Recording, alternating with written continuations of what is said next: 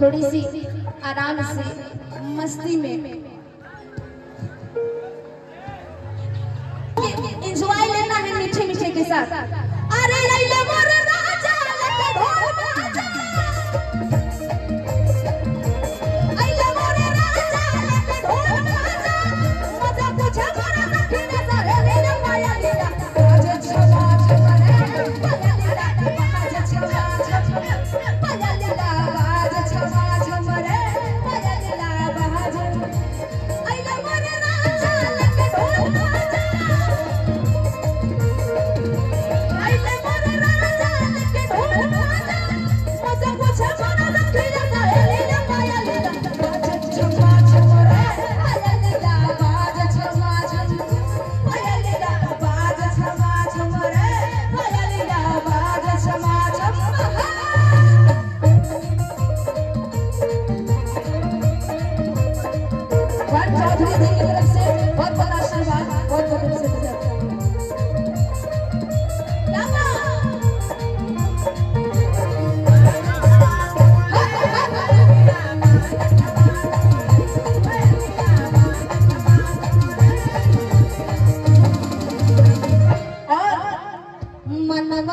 बतिया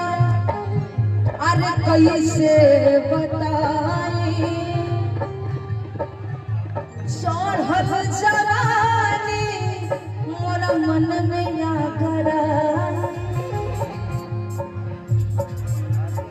कब कोई जागे में से कब पछावे मन से कब पछावे लेने से कब पछावे मन से